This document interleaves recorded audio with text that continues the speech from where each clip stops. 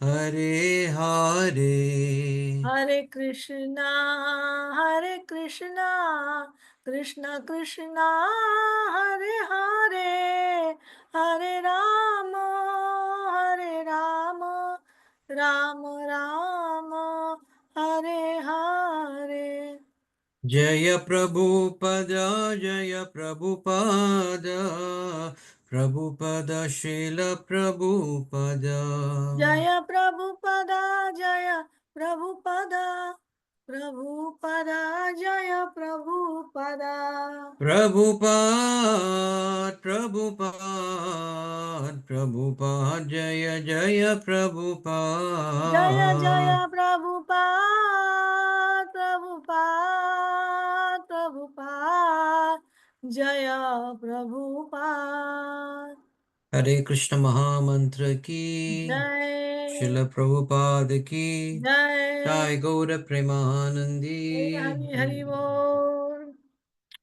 Hare Krishna, dear devotees. Just Hare, check once more. Are all of you able to hear me clearly? yes, Okay, thank you so much. And we are very happy today to have His Grace Dhira Govinda Prabhu joining us from Melachua. And we will be covering, this is the fourth episode, a part of the Shastra Chakshu series, where we are looking at contemporary issues from the lens of scripture, from the uh, words of Srila Prabhupada that affect all of us, so that we may be able to better navigate the world around us with the knowledge of the scriptures. So, Dhira Govinda Prabhu, I'll hand over the time to you now to lead us in the Mangala Charan, and then we will cover the specific quote. We are looking at Bhagavad Gita, chapter 6, text 34, and today's focus will be on the mind uh, and all else that's connected with it, like mental health and how devotees should approach this in their practice of devotional service and in life in general. Over to you, Prabhu. Thank you. Om Namo Bhagavate Vasudevaya. Om Namo Bhagavate Vasudevaya. Om Namo Bhagavate Vasudevaya. Om Namo Bhagavate Vasudevaya. Om Namo Bhagavate Vasudevaya.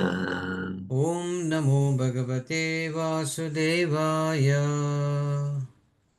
Om Ganatimirandasya Gananjana Shalakaya Chakshurmilitam Yena Tasmai Shri Gurave Namaha Shri Chaitanya Manobishtam Stapitam Yena Bhutale Svayamupakadamayam Dadati Svapadantikam Vandeham Shri Guru Shri Uttapadakamalam Shri Gurun Vaishnavams Cha Shri Rupam Sagrajatam Sakanaragana Tanvitam Tam Sajivam Sadvaitam Savadutam Parijana Sahitan Krishna Chaitanya Devam Shri Radha Krishna Padan Sagana Lalita Shri Vishakan Vitams Cha Hey Krishna Karuna Sindhu Dina Bandhu Jagat Pite Gopisha Gopika Kanta Radha Kanta Namostute Tapta Kanchana Gorange Radhe Vrindavaneshware Vrishabhanu Sute Devi Pranamami Hari Priye Panchakalpatayupyascha Kripa Sindhu Bhyevacha Patitanan Pavanebhyo Vaishnavebhyo Namo Namaha Jai Shri Krishna Chaitanya Prabhu Nityananda Shri Advaita Gadadara Shri Vasari Gaura Bhakta Vrinda Hare Krishna Krishna Krishna Hare Hare Hare Rama Rama Rama Hare Hare Nama Om Vishnu Padaya Krishna Prestaya Bhutale Srimate Bhakti Vedanta Swamin Iti Namine Namaste Sarasvati Deve Gauravani Pacharine Nirvishesha Shunyavadi Paschatya Desha Tarine Hare Krishna. So we're studying Bhagavad Gita as it is, chapter 6, entitled Sankhya Yoga, text 34. I will share the screen now, Prabhu, with the verse. Sure. Okay. Give me a moment. Yeah.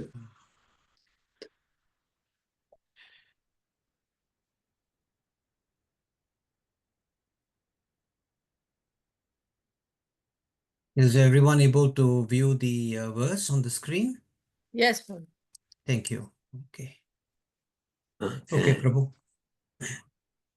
Chanchalam Himana Krishna Chanchalam himana Krishna. Krishna Pramati Balavadritam Pramati balavadridham Tasyaham Nigraham Manye Tasyaham nigraham manye Vair Eva Suduskaram Vayoriva sudushkaram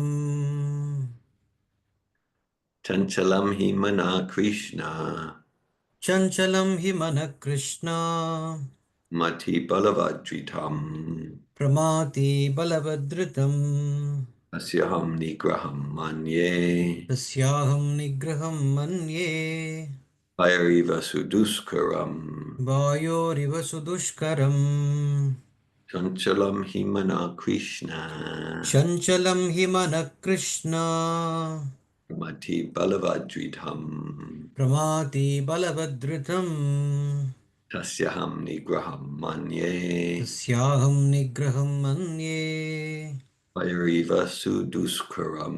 Vayoriva sudushkaram. Would anyone else like to chant the verse? Chanchalam himana Krishna Panchalam Himana Krishna Pramati balavadritam Mati Balavadritam Tasyaham nigraham manye Tasyaham Nigraham Manye Vayoriva sudushkaram. Vairiva Suduskaram. Chanchalam hi mana Krishna. Chanchalam himana Chanchalam Himana Krishna Krishna Pramathi balavadridam.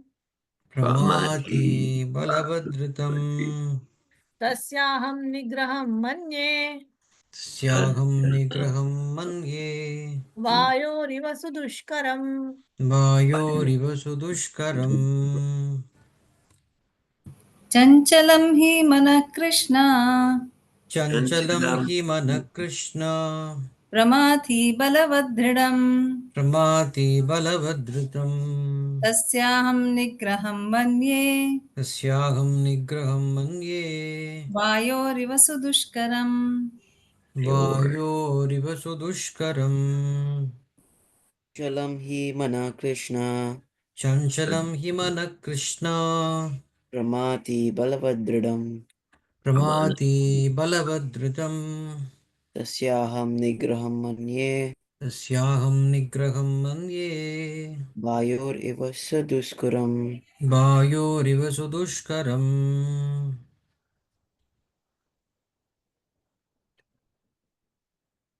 Okay, we can study the word meanings. Chanchalam, Chanchalam, flickering. flickering. He, He, certainly. certainly. Mana, Mana, mind. mind. Krishna, Krishna, O Krishna. O Krishna. Pramati, Pramati, agitating. agitating. Balavat, Balavat, strong. strong. Dridham, Dhritam, obstinate. obstinate. Tasya, Tasya, its.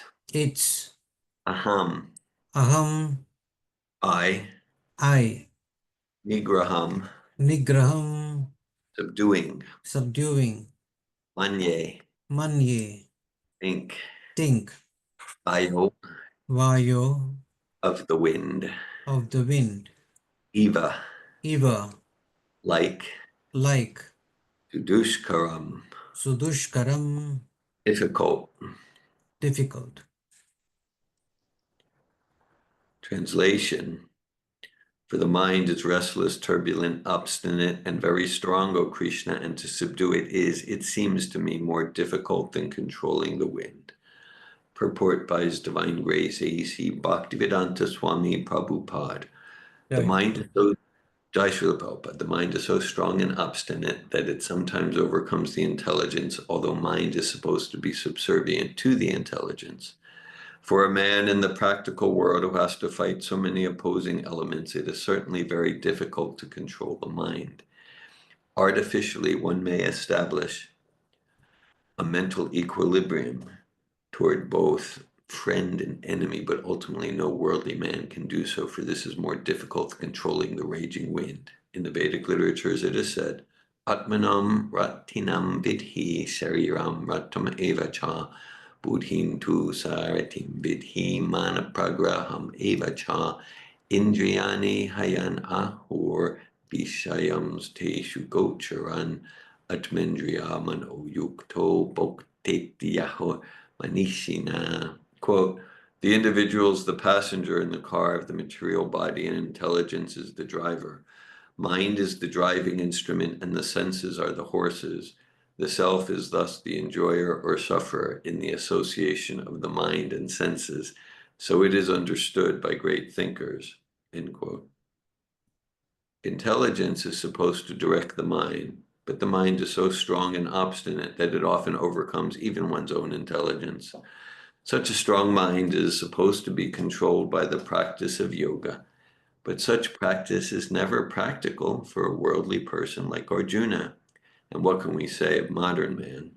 The simile used here is appropriate. One cannot capture the blowing wind, and it is even more difficult to capture the turbulent mind. The easiest way to control the mind, as suggested by Lord Chaitanya, is chanting Hare Krishna, the great mantra for deliverance, in all humility. The method prescribed is Savai Mana Krishna Padaravindayo. One must engage one's mind fully in Krishna. Only then will there remain no other engagements to agitate the mind. Jai.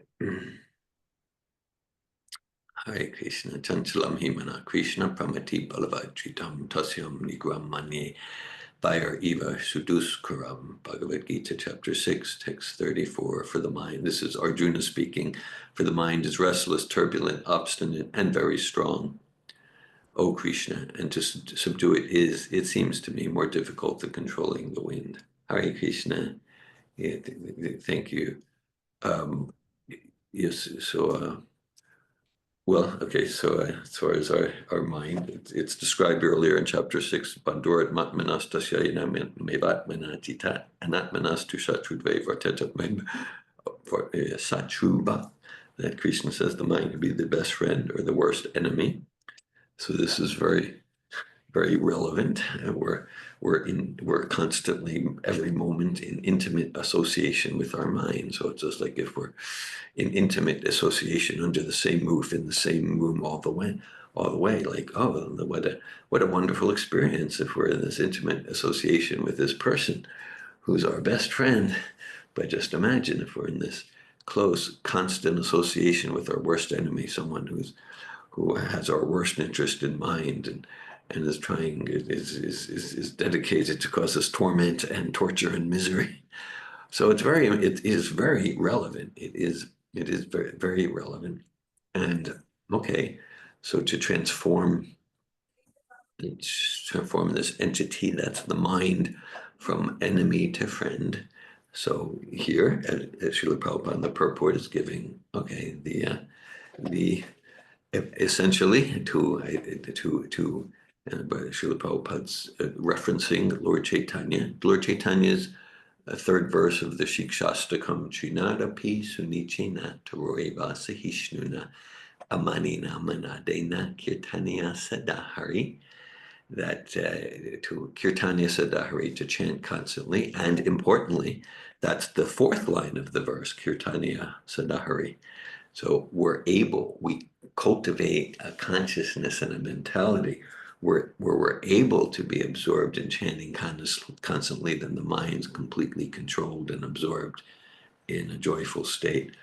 When we're more humble, than the straw in the street, more tolerant than a tree, demanding no respect for ourselves, ready to give all respect to other living entities.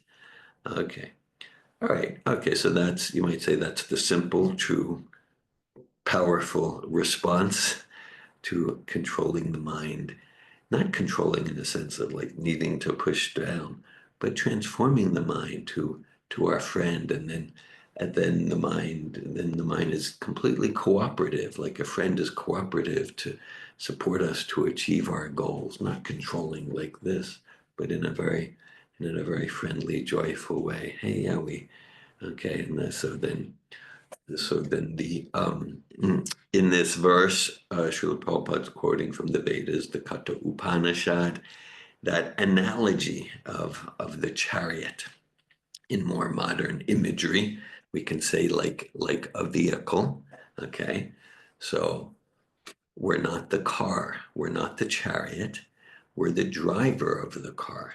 We're the driver of the car. Or let's say an even more modern example, we're not the hardware of the computer. The hardware is like, earth, water, fire, air, the body, the hands, the legs. And we're not the software of the computer either. The software represents the subtle material energies. Bhumira Ponalovayu Kamana Buddha Evicha Ahankara Itiame Bina Prakriti Astada. Mind, intelligence, false ego. These are the subtle material energies headed by the mind. We're the operator of the computer. We're the driver of the car. Okay, so just like when things are in proper, good, healthy, inspiring order, then the passenger in the chariot directs the driver who naturally uses the reins to direct and guide the horses to take the chariot of the body to its destination. And then when things are discombobulated, when things are not in proper order, then the horses, which represent the senses, one horse wants to go there, our eyes want to see this, and our tongue wants to taste that, and we want to touch that, and then the reins of the mind is flopping wildly. It's, as Arjuna says, restless, turbulent, obstinate, very strong, and it's quite a powerful imagery that Arjuna invokes, more difficult than controlling the wind. Okay, so this is very practically important for our peace and happiness. Just this was about 2 weeks ago. I coached a client at my home office here in Alachua, Florida, and this client is familiar with the Vedic paradigm and Srila Prabhupada's teachings. And this client was suffering for a long time with, I'll call it severe anxiety. And so, so in the purport here, Srila Prabhupada, representing Lord Chaitanya, is giving that transcendental habit, and be absorbed in the name of Krishna, the name of God, the form of God, transcendental devotional service. Then Vishaya Vinivartante Niraharasya Dehinam Rasovarja Masopyasya Param Drishta Nivartate. Then the soul gets that higher taste, and then we're not looking for the lower taste. So okay, so there's transcendence, and then there's to support choosing transcendence, there's cultivating sattvic habits. And so with this particular client, he was really like tormented by anxiety, and in our conversations, we looked at different areas of his life, and particularly he was looking at many areas, and he could see, because he could see, for example, like some nights he would stay up really late, and he had like unhealthy, toxic internet habits. And so he looked at habits like that, and habits around his relationship with morning, rising early, those pre-dawn hours where there's free sattvic energy, free transcendental nectar in the air. the evening hours, right? So as maybe some of you are aware, because I've shared here over the years the different aspects of my history and attempts at services, back in the 1990s, as part of my PhD program, then we developed, well, my PhD dissertation is entitled Effects of the Hare Krishna Maha Mantra on Stress, Depression, and the Three Gunas. And it's a personality, one of the measuring instruments to measure the effects of chanting Hare Krishna, we developed the Vedic Personality Inventory. The VPI is the acronym. And it's a personality inventory, just like the Minnesota Multiphasic or the Myers-Briggs Type Indicator. It's a personality inventory based on the ancient timeless psychology in Srimad Bhagavatam and Bhagavad Gita, based on the three gunas, right? So the three gunas, tamas, or the mode of inertia, rajas, the mode of activity, sattva, the mode of enlightenment or goodness. I remember in our research course back 1996 or so, my professors asked me, well, why do you want to develop a personality inventory based on the three gunas from the ancient Vedas? And the response I responded with is to establish an empirical basis for happiness. Very practical. An empirical basis for happiness and security and peace and fulfillment and satisfaction and vibrancy and all those experiences of self and life that everyone's looking for in all that we attempt to achieve and acquire. We're always looking for those experiences, happiness, joy, bliss, freedom, and freedom to be warm and loving and like that. Okay. So the Vedas, I say empirical, the Vedas say very empirically. We can say the Vedas assert hypotheses that to the extent that a spiritual being having a human experience, referencing Teilhard de Chardin there, to the extent that a spiritual being having a human experience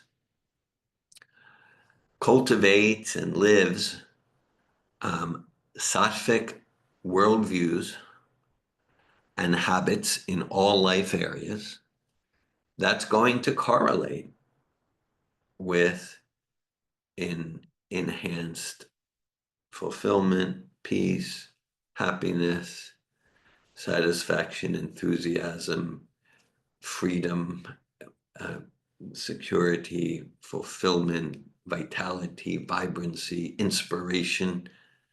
And to the extent that one cultivates habits and worldviews and thought processes that are tamasic or rajasic, and that's going to tend to correlate with the opposite: anxiety, depression, lamentation, etc., etc. And for example, in the Bhagavad Gita, like chapters 14, 17, and 18, especially, there's the science of the three gunas is delineated. Bhagavad Gita covers about 20 life areas, from the food we eat to the work we do to how we express ourselves and communicate, or how we don't communicate, or to how we seek happiness, or where we place our faith. And we can do that in a way that is tamasic and will lead to tamasic results and experience. We can do that in a way that's rajasic or sattvic or shuddha sattvic. Shuddha sattva, that's the transcendental platform. Like it's a synonym for pure bhakti. And so with an understanding of the gunas, the modes of nature, we don't need to live an accidental life. Oh, I don't know why I'm depressed today. I don't know why I'm so much stress today. Oh well, today it's just like it's a science. You know, there's that analogy that's in this purport, the chariot or the car. And so the whole purpose of bhakti yoga, Krishna consciousness, well, let's say a foundational purpose is to cultivate realization that I'm not the car, I'm not the vehicle, I'm the driver of the car. Dihinosmin yatadehe komaram yovinam jara tatadehantara praptir jiras tatra namuyati. As the embodied soul continually passes from childhood to youth to old age, the soul similarly passes into another body at the time of death. We're not the car. Okay. So then that can be misunderstood to say, oh, so the car is not important. No, the car is important. The driver is more important.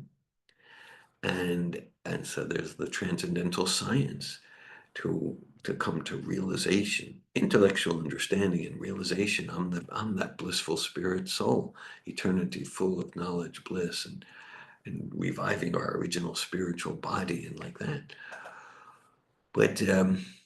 But the car has its importance. The car, we get to use the car in our journey. So just like so the science of the modes, the science of the gunas, that's the science of how to take care of the car necessarily, or again, a more subtle analogy, to take care of the hardware and the software of the computer, the software meaning the mind and the intellect. And so this particular client who I referenced a few minutes ago for about 2 weeks now, in different life areas, he's practicing less tamasic and rajasic habits and more sattvic habits, and his anxiety is lessened, just as our experiments and according to social science methodologies would predict they would, and just as Bhagavad Gita predicts that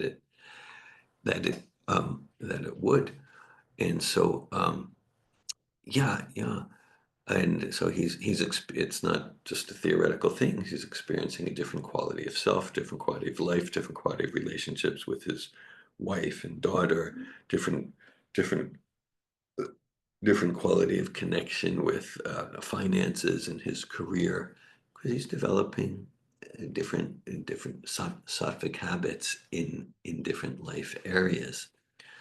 And so it makes again, we don't need to live an accidental life. Develop more sattvic habits.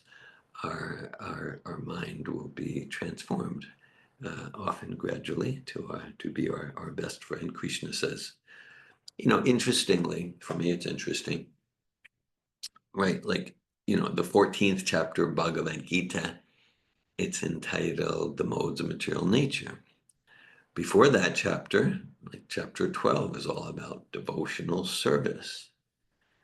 And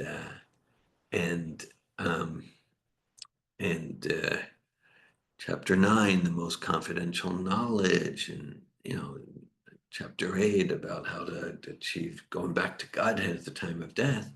And then right in the first verse, Krishna in the text and Prabhupada in the purport of the first verse of the 14th chapter, they say that this knowledge, this is the superior knowledge. This knowledge is more superior than any knowledge so far. So we think, well, how's that? This is about the material energy. So a way that I understand this is like, let's say if we're climbing a ladder, it could be asked, what's the most important rung on the ladder? Well, it's the top rung. Well, maybe.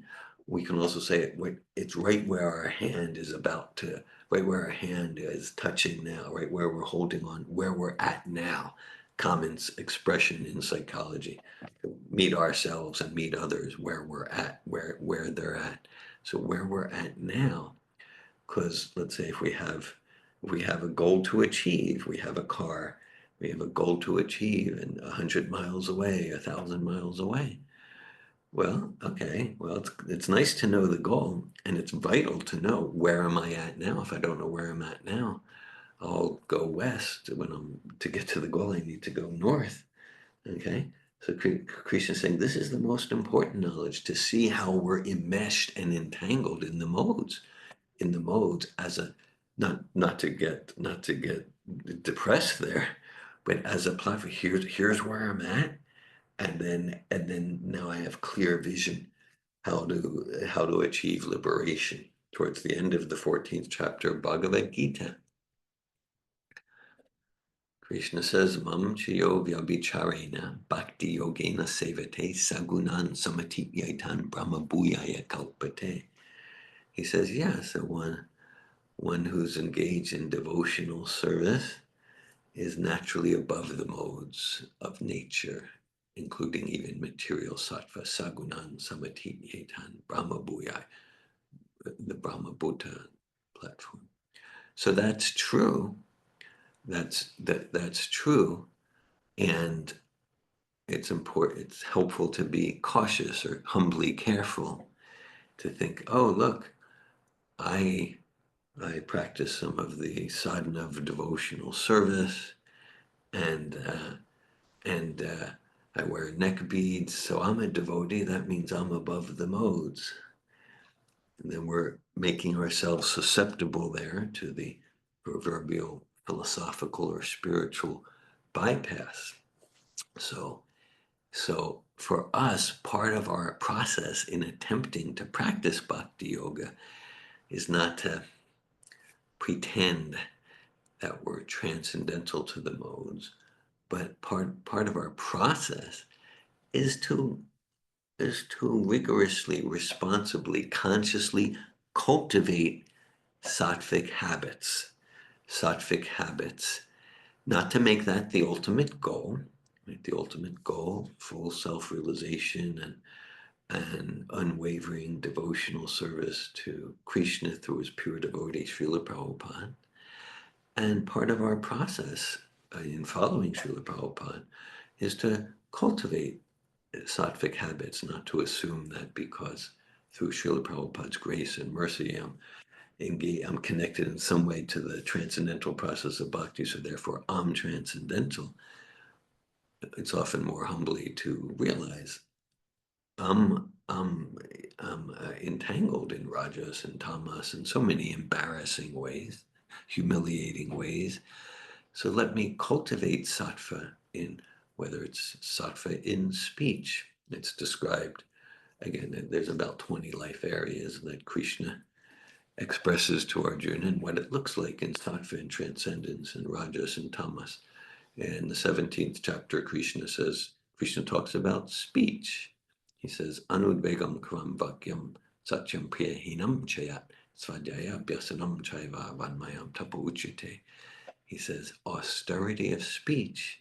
Austerity means to give up some immediate gratification for longer term, for longer term eternal fulfillment. Austerity of speech is to speak truthfully and beneficially, to speak in a way where we're not withholding the truth out of some material calculation, and at the same time in expressing our perspective and expressing the truth,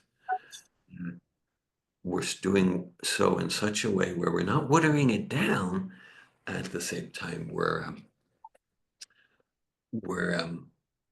giving our 100% sheer effort in co-creation with Supersoul to communicate the truth, even if it might be uncomfortable to hear or unpleasant to hear. We're doing it from a caring place and responsible, that who's ever hearing us gets that even though what we're saying might be disagreeable to them, we're not being obnoxious or arrogant or disagreeable, but they get we're truly coming from a caring place. I don't mean that sentimentally, because in that same verse, Krishna says austerity of speech, truthful, beneficial, and it's aligned with the absolute truth. He says it is also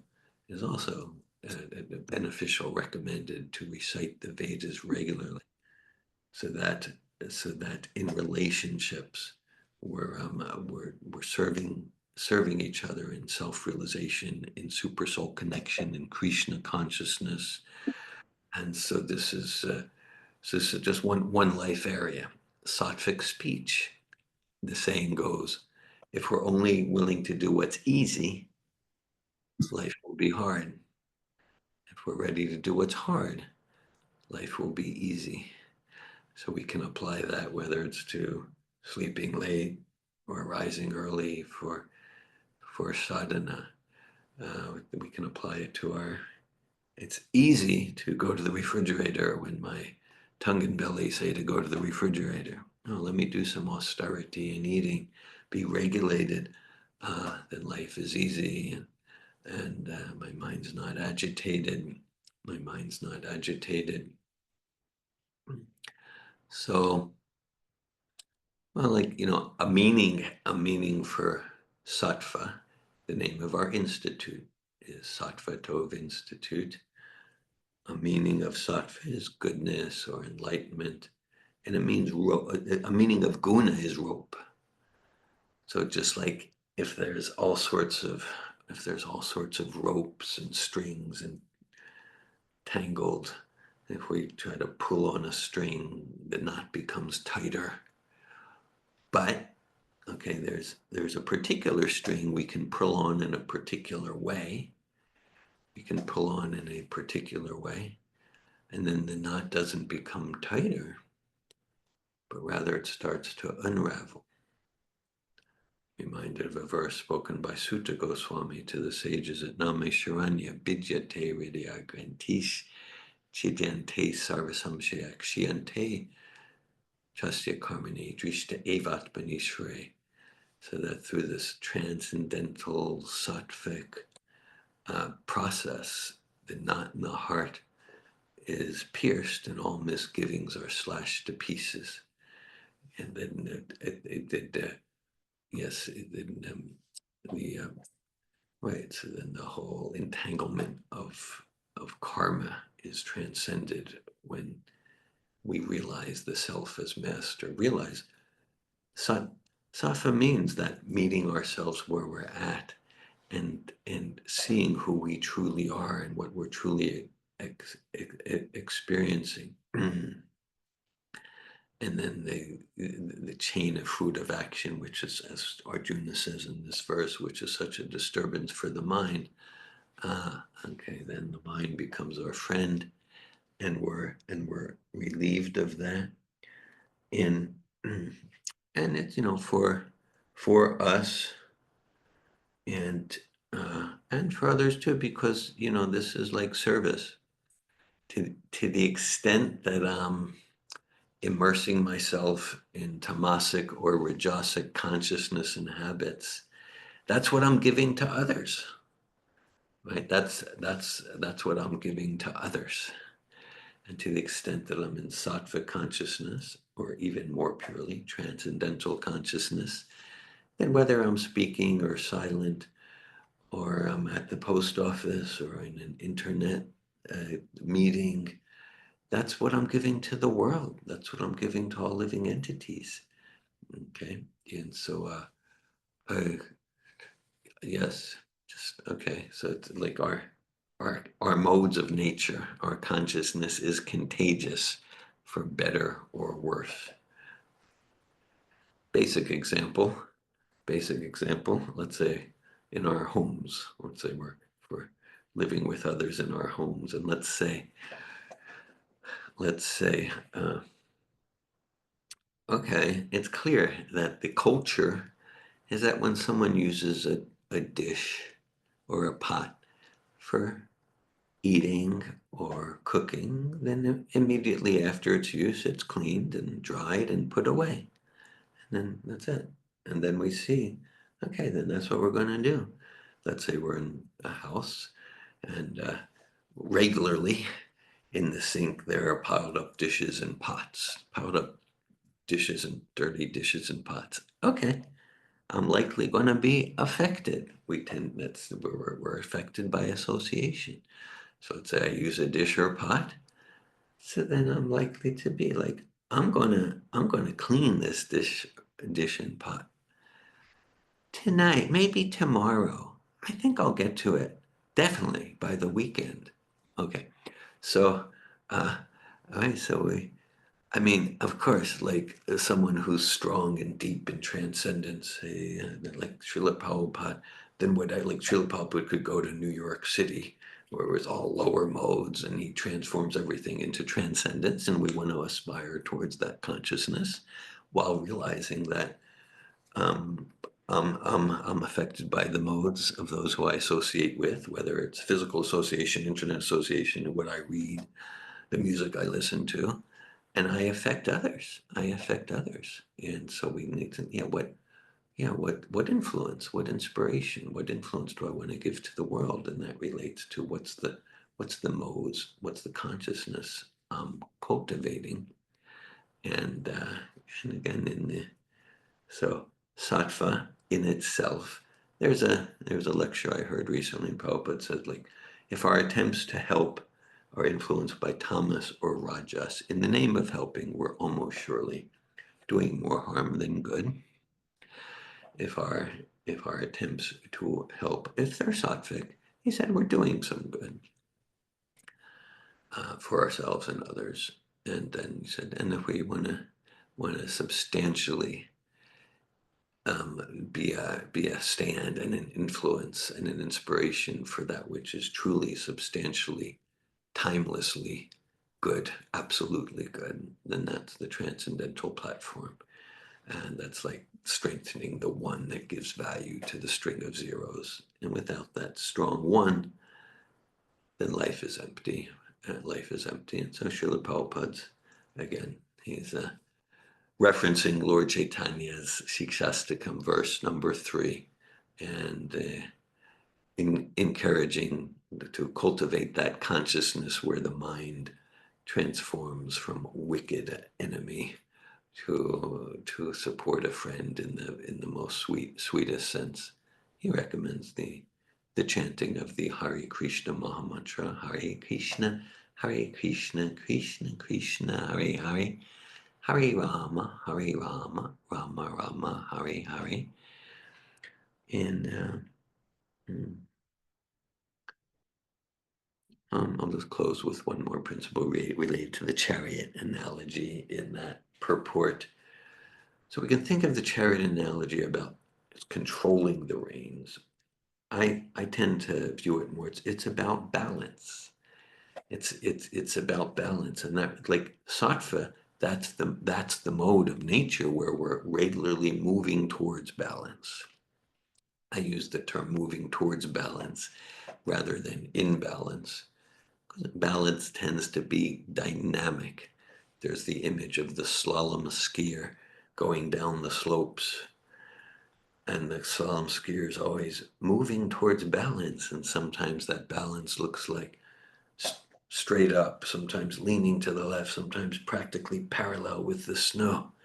So similarly, what might be a balance in terms of my relationship with eating or sleeping or screen time at one juncture of life might look different at another juncture of life. So it requires constant consciousness that we're giving the horses, which represents the horses and the reins, the senses and the mind, we're giving the horses and reins sufficient gratification, sufficient indulgence to be sufficiently satisfied to enthusiastically take us on our journey. If we're too lax, then the horses are just wild here and there, wild horses. And if we're pulling the reins too tight, then the horses also won't cooperate, and it's a very anxiety-filled situation for the soul and the mind. Hare Krishna. Thanks for your attention to Bhagavad Gita. Thank you so much, Ru, for sharing your thoughts on this verse.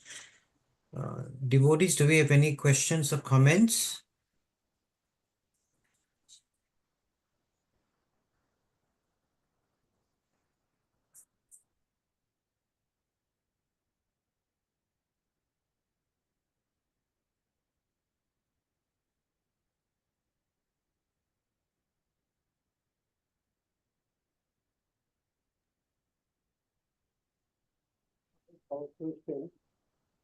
Hare Krishna Sudarshan Prabhu, Haribo.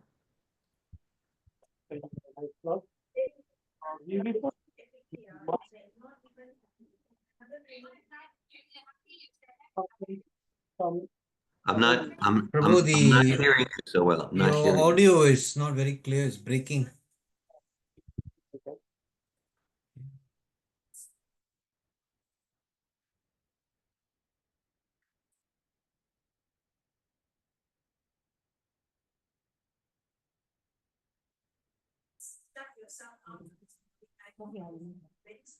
Hare Krishna, Prabhu. Can you hear now? Yeah, but it's clear now. Okay. So we say that the mind is a subtle body, and it seems also that the mind seems to be a dead matter too. So how do we understand this more in terms of how Prabhupada looks at it?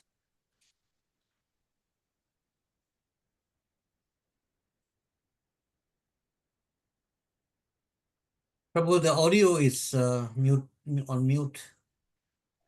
Yes, thanks for your question, Prabhu. Yeah, well, from reading and hearing from Srila Prabhupada, that Srila Prabhupada sometimes writes, he sometimes used language as if like the mind is a living entity. Sometimes he'll talk about the mind's ego. And he talks about the mind as like a personified entity. And so my sense is that's to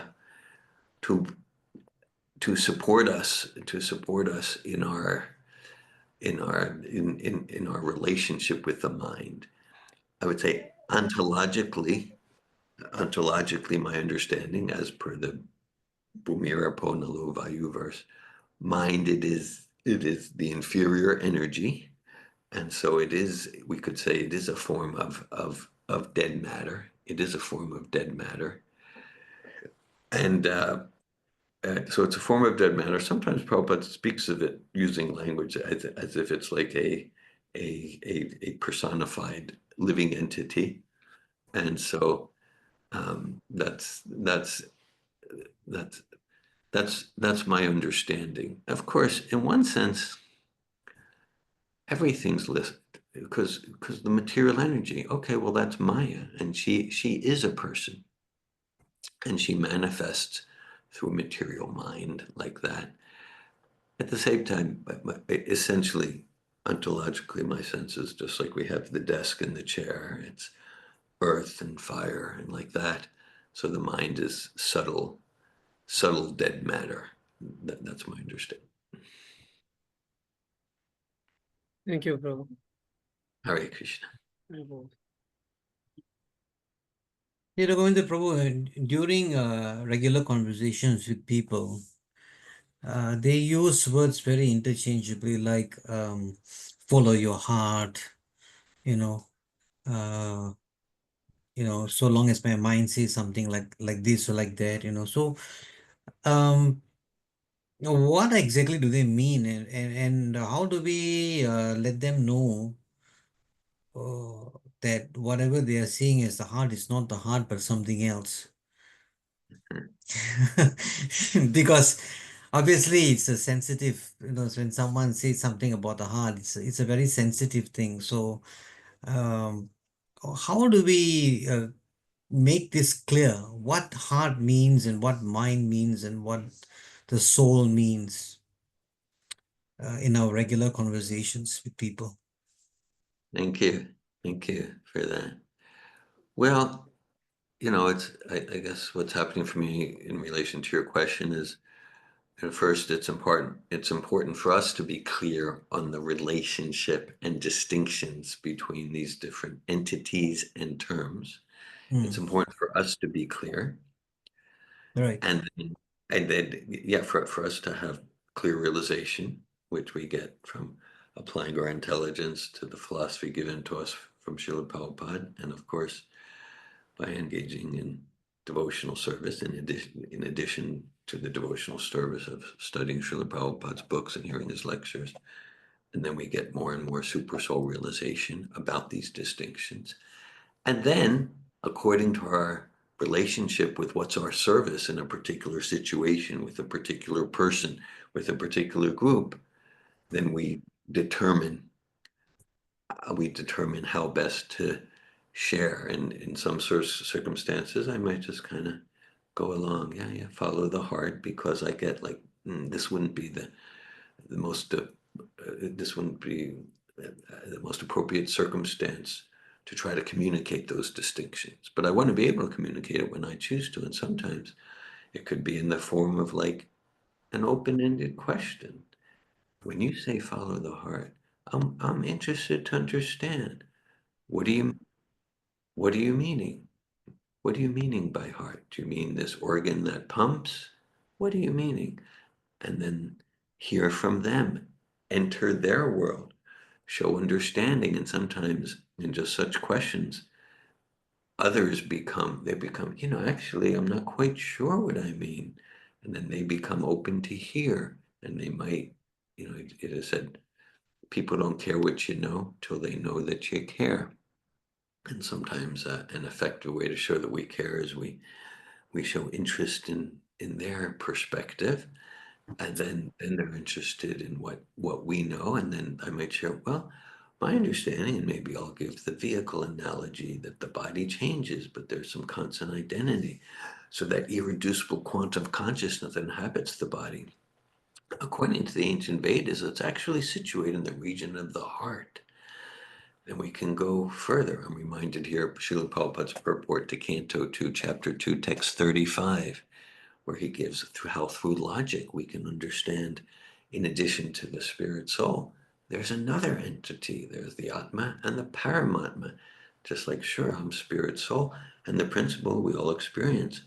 Matter only moves when it's moved by spirit, right? I'm moving the hand because I'm the spirit soul inside, but the chair doesn't think, I want to be in a different room, because it's an inanimate entity. So there's so much motion happening in my digestion. Even when I'm asleep, the blood is going through the corpuscles, the brain. I'm not doing that. So there must be another living entity sitting right next to me in the region of the heart. That's called super soul. So when we say follow the heart, yeah, we're talking about in the terms of the ancient Vedic philosophy and psychology, we're talking about the soul, and even at the heart of the soul is what's called the Paramatma. So according to who we're speaking to, time, circumstance, person, we might share with more or less distinction according to how best to serve that person. Those are some thoughts that come to mind. So generally, when in regular conversation people say heart, would it be correct to say that actually they're referring to their mind? Hmm. Hmm. Because when you say conscience, does conscience refer to, how do you say? Does it refer to the heart, to the mind, or to some impetus from the soul? Thanks for that. Yeah. Well, oftentimes heart in a sentimental way, it means follow your feelings. And we know, The just mind. as you're indicating, the thinking, feeling, and willing are functions of the mind. They're functions of the mind, thinking, feeling, and willing. I'm reminded of a saying regarding modern psychology. It is said, first, modern psychology lost its soul, then it lost its consciousness, and now it's lost its mind altogether. So it's referring to some progression where in the philosophy of psychology, we don't need to refer to any soul. Everything is just a Freudian kind of. Freudian thing, and it's just molecules combining. And then we go to behaviorism. It's like, well, there's not even any mind. It's just mechanical impulses acting, and if pull and push reacting. So it gets like in the third canto of Bhagavatam, there's what's called the chitta. So like we think of the subtle body as mind, intelligence, and false ego. That at the same time, there's another aspect of the subtle material body called the chitta, which is like subtle material consciousness. So there gets to be complexities, and so that's why, yeah, if someone says the heart, maybe a central mind might follow your feeling. So it's an important thing because sure, like, you know, if the actual pure soul's feeling, we want to we want the pure soul is feeling enthusiasm to rise early and serve Krishna and engage in Mangalarti. But then there's the feeling driven by the horses, driven by the belly, driven by some ego conception that I want to be famous, I want distinction. So it gets into, yeah, follow your feelings. Who? So sometimes when we say you, who is this you? Are we referring to the body? Are we referring to I'm this conception that I'm 64 years old, I'm American? Is that who I eternally am? So again, such expressions, follow your heart. It can, according to time and circumstance, open up to meaningful philosophical exploration. I see there's a Thank you, chat. Prabhu. Thank you for the Yeah, discussion. that's from Raghav. That's my Raghav, son. hello. Nice to meet you. Hare Hare Krishna. Krishna, Prabhu. So Raghav writes, Hare Krishna Prabhu, even though we try to stop bad habits immediately, it usually fails. For example, when teenagers like myself say that we want to stop social media scrolling, and the next day we put in all the strict measures to stop, we still eventually in the end return to it. So we'd like to know how to trick the mind and slowly put up defenses to prevent urges from triggering our mind to return to bad habits. I appreciate your question very much. I personally relate to it, even though I'm a few decades away from being a teenager. I still personally relate to what you're speaking of. I'm reminded here at the very end of the last verse of the third chapter, the last verse of the third chapter of Bhagavad Gita, Krishna says to Arjuna, Evam Bude Prambhutva Samstapyat Manamatmana Jahisha Chumana Jahisha Chumahabahu Kamarupa Darasadam. He encourages Arjuna to control the lower self with the higher self by spiritual intelligence, and that way we can transcend the insatiable desires, the insatiable pushings of the senses, and so that it relates to the principle of austerity, right? Meaning, like, oftentimes it's helpful maybe to set up some, because there's like, yeah, I just want to stop that scrolling, and then sometimes it's helpful to move in baby steps, because there can be the complete transformation that we want. So maybe let me set up some structure. Maybe okay, for this next week, I'll scroll. I'll do kind of waste of time scrolling, a maximum of, and whatever it is, 2 hours a day, 45 minutes per day. And for the month of May, I'll taper off a bit more, and importantly, related to the higher taste principle, that it's one thing like to do the do not, and Srila Prabhupada gives the example of like a child the child represents our senses and mind, like a child who's being destructive, and parents can say, just sit in the corner and do nothing. So the child maybe can sit in the corner and do nothing for 5 seconds, then it'll be destructive again.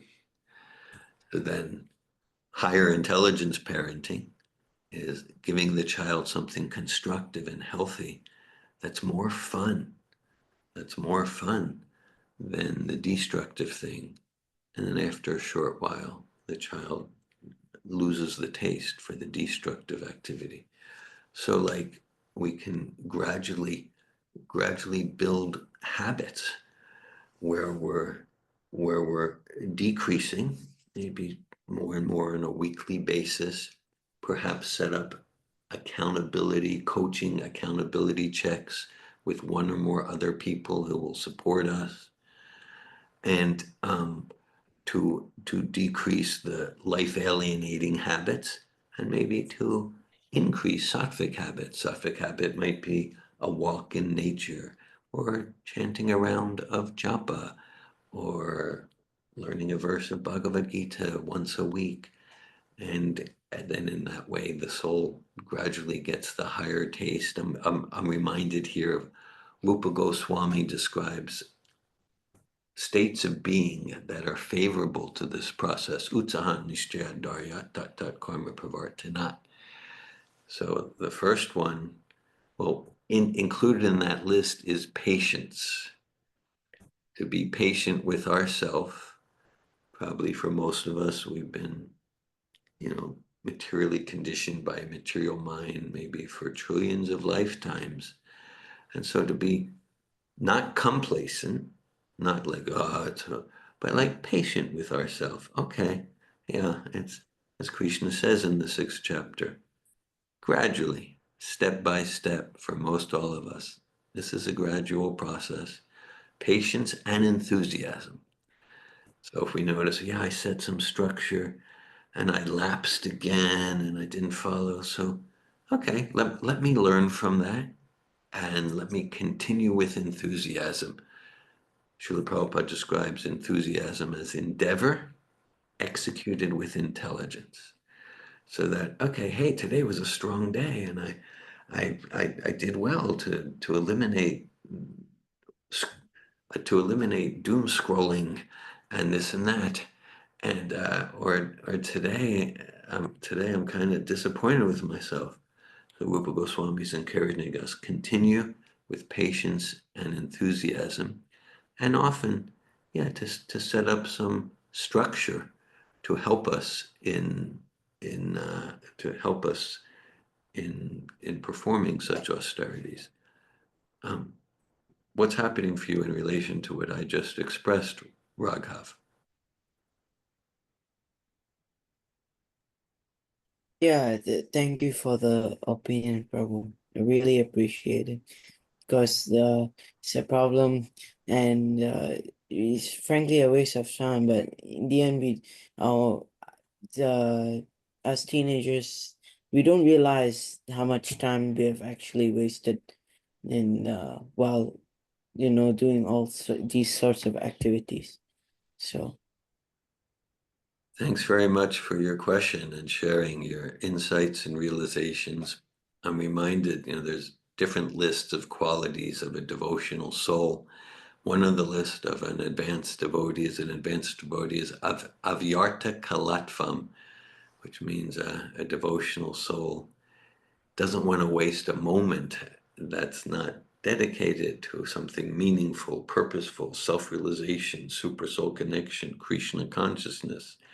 So I appreciate that you're with a healthy urgency. You want to move more and more to be avyarta kalatvam, to not waste the human form of life. Thank you, Raghav. Hare Krishna. Dhira Govinda Prabhu, connected to that point, I think not just with all of us adults included, I think one reason why these things happen is also that sometimes work in this material world is monotonous. There's so much of drudgery, Yeah. not something that is natural to our liking, but we have to do it. And so the mind wants to escape to something that gives it some kind of relief. I think that's where addiction comes in also, of Yeah. all sorts of addiction. So the issue is, why is it that we are resistant to seeing devotional service as a way of coping with these things? Why do we take to something else Okay. to get away from this? Yeah. Thanks for that. Yeah, the toxic scrolling and our other life alienating habits. Generally, they come because we're feeling emotionally empty and we're feeling dead inside and we're not having the higher taste, and maybe we're feeling shame and humiliation or fear and anxiety. So it's a way to escape. I'll spend money I don't need to spend. I'll go to the refrigerator. I'll smoke this. I'll just scroll for 4 hours because we want to escape. It's like to numb the pain rather than experience the pain, to actually numb the pain.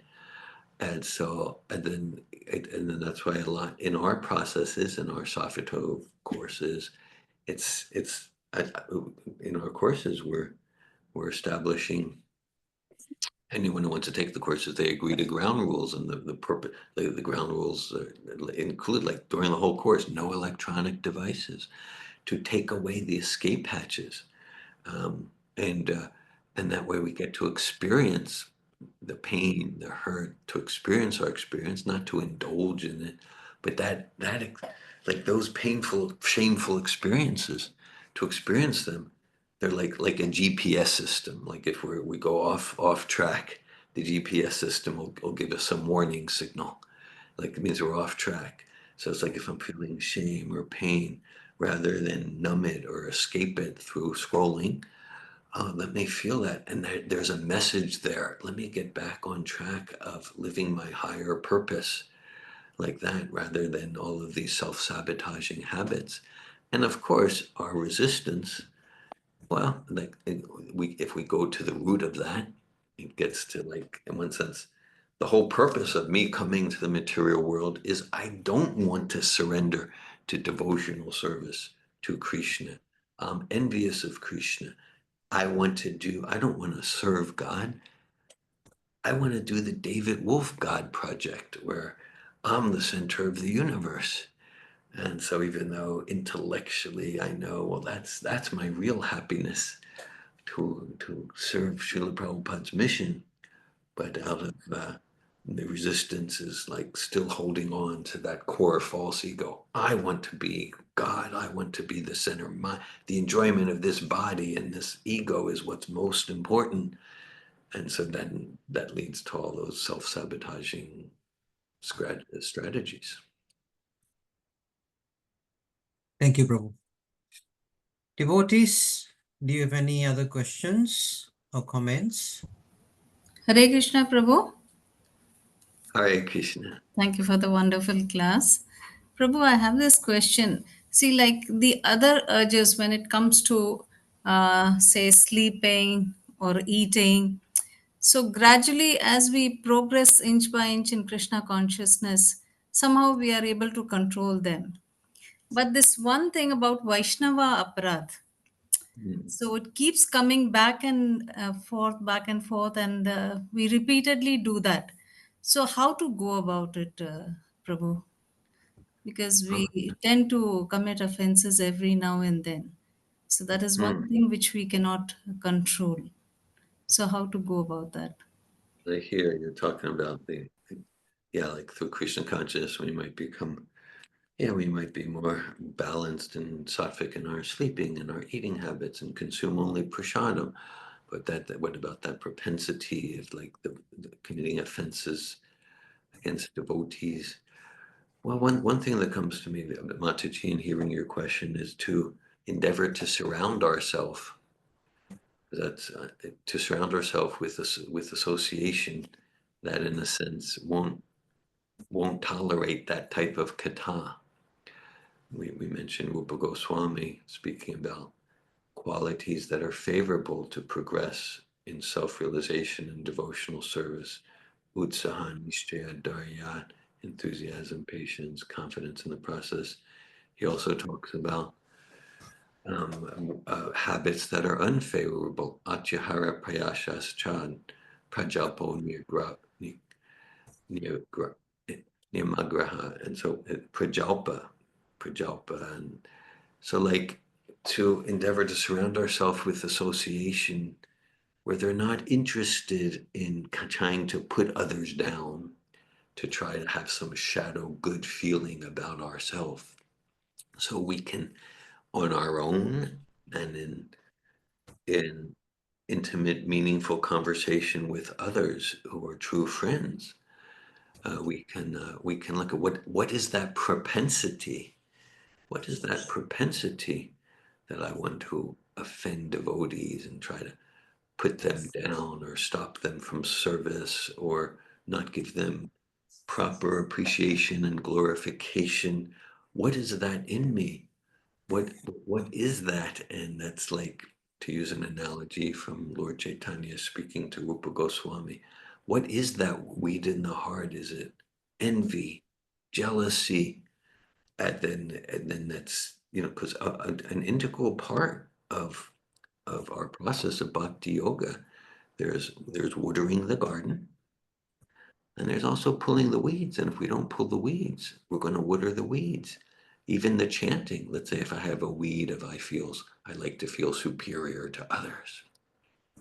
So every time I rise early and attend Mangal Arti and chant Hare Krishna Maha mantra, it's pure, it's watering, but my consciousness, if I haven't pulled the weed, it might water the weed of how much more spiritual I am than you. And so this Vaishnava Parad, means like it comes from some weed in the heart, and on our own or with the support of others, we can look, what is that weed that's leading me to speak such prajalpa and trying to minimize the service of others, of other sincere followers of Srila Prabhupada. And then with that awareness, we can pull the weed and relieve ourselves of really that block. Those are some principles that come to heart. Thank you so much, Prabhu. It was wonderful explanation. Thank you so much. Thank you. Hare Krishna. Hare Krishna. We can take maybe one last question.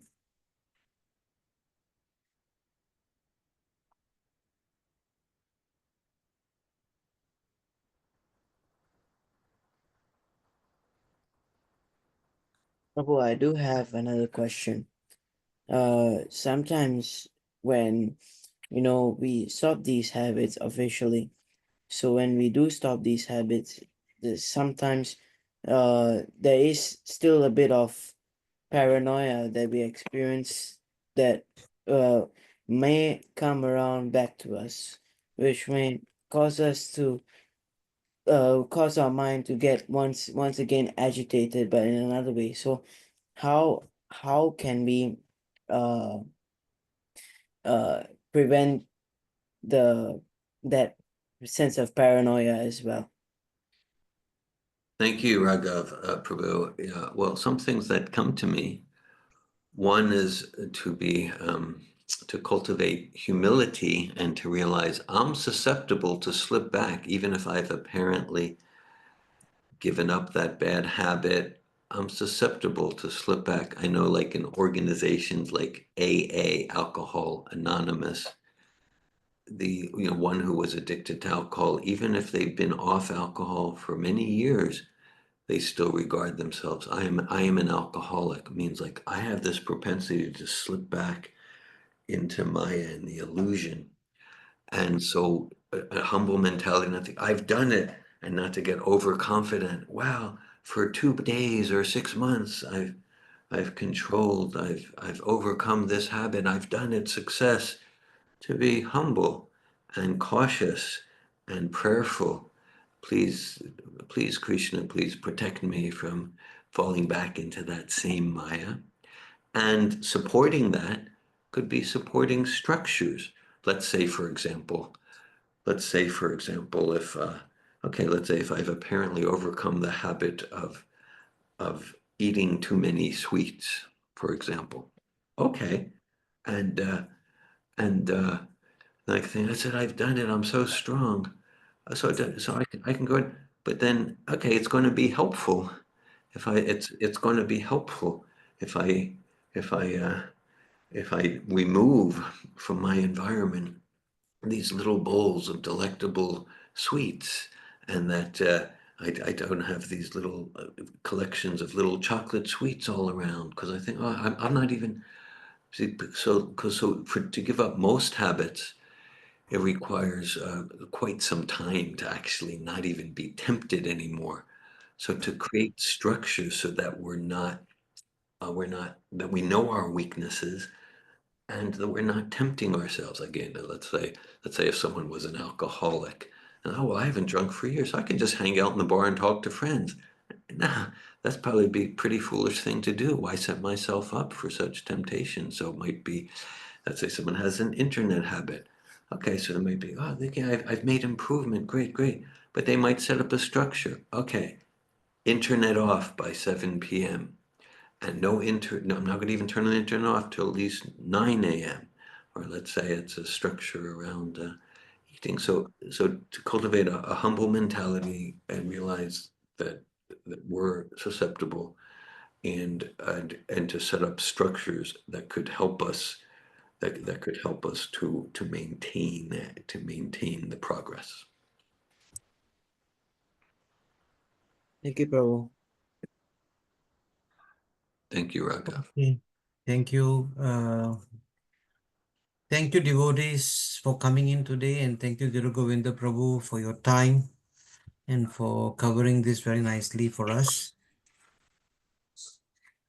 Thanks Hare for your Krishna. association. Jai. Srila Prabhupada ki Hare jai. Ki Jai. Hari Hari Bhagavad Bol. Gita Thank ki you. jai. Ki Hare Jai. Krishna Prabhus. Thank you. Hari Bol. Hare Hare Krishna. Krishna. Hare Bol. Thank you, devotees, for joining us. I think the recording can be stopped.